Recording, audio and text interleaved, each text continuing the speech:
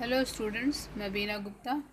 आज मैं आपको रिटेल ट्रेड में आगे बताने जा रही हूँ, जिसका नाम है डिपार्टमेंटल स्टोर या कह सकते हैं विभागीय भंडार।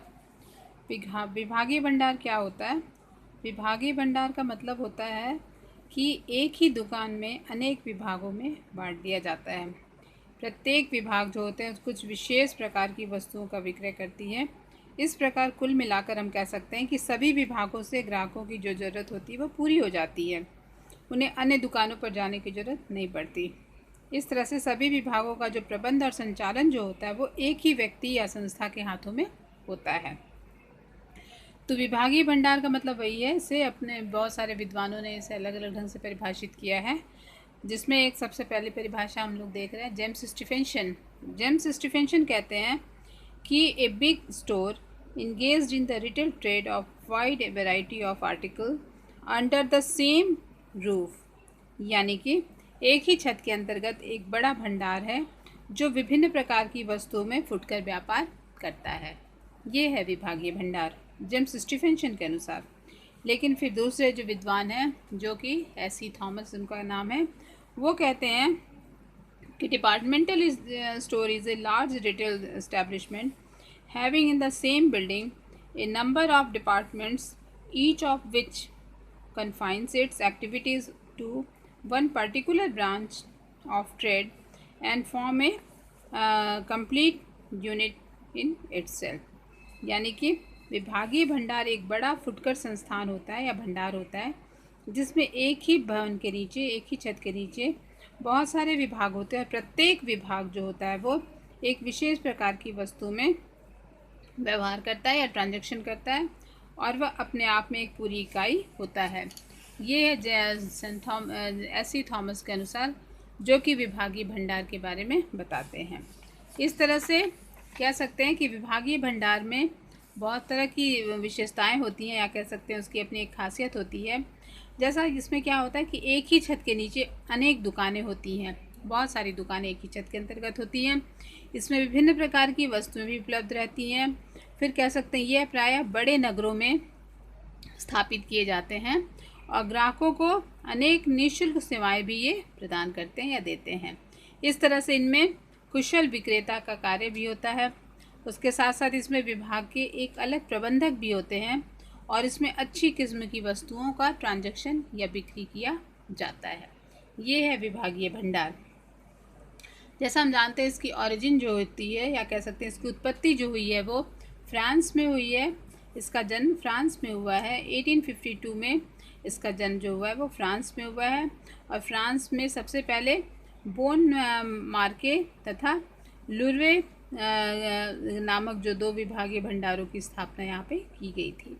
इस तरह से विभागीय भंडार फ्रांस में इसका इस्टेब्लिशमेंट सबसे पहला हुआ था।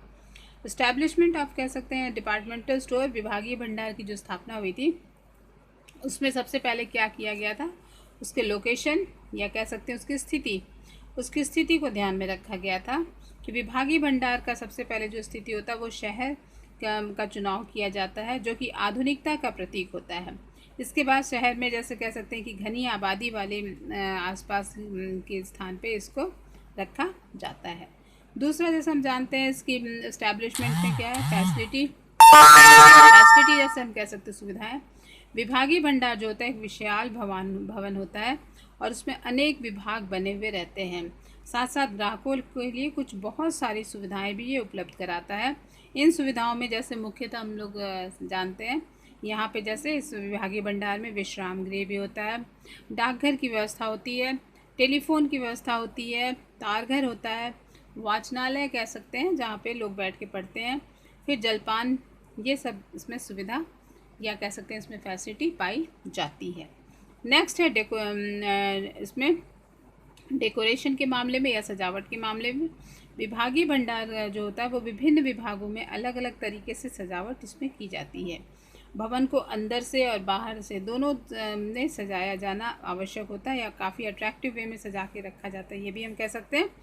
बाहर की जो सजावट होती है वो ग्राहकों को आकर्षित कर सके, ऐसा सजावट जनरली इसमें होता है। ग्राहकों की अधिक रुचि पैदा करने और मनोरंजन पैदा करने पर यह विशेष ध्यान दिया जाता है। जिससे हम कह सकते हैं कि काफ़ी अट्रैक्टिव दुकानों को सजा कर रखा जाता है। नेक्स्ट है, ये तो हो गया डेकोरेशन। नेक्स्ट है परचेज और सेल, या विक्रय और क्रय कह सकते हैं, कि सभी विभागीय भंडारों में जो होती है आवश्यकता की वस्तुएं और उनके आदेश, या कह सकते हैं कि उनके प्रबंधक जो होते हैं उनके माध्यम से क्रय विक्रय को किया जाता है।